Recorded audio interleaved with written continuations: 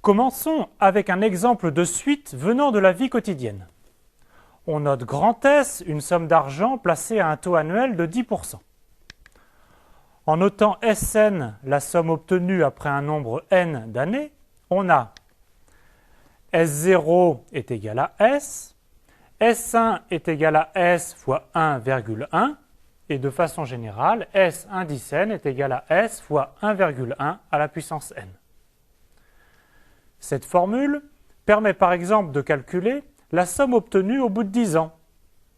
S10, donc pour n est égal à 10, est égal à S fois 1,1 à la puissance 10, ce qui fait environ S fois 2,59.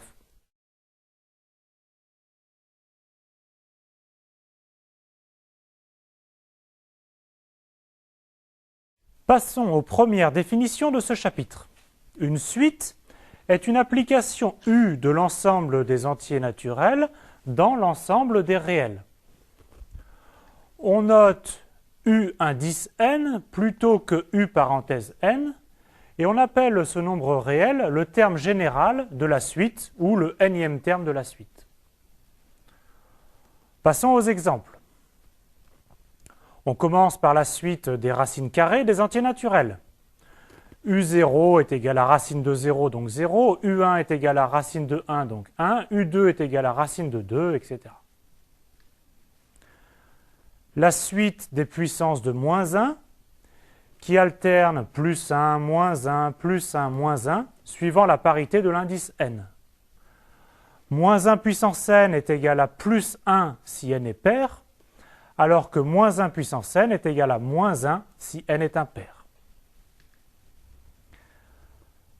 Un autre exemple, la suite de Fibonacci, définie par l'initialisation f0 est égal à 1 et f1 est égal à 1, et par la relation de récurrence, f indice n plus 2 est égal à f indice n plus 1 plus fn.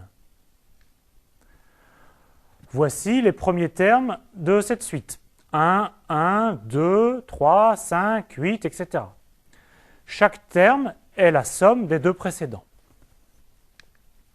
Pour finir, la suite des inverses des carrés des entiers naturels, dont voici les premiers termes. U1 est égal à 1, U2 est égal à 1 quart, U3 est égal à 1 neuvième, etc. Notez que cette suite n'est définie que pour les rangs n supérieurs ou égaux à 1.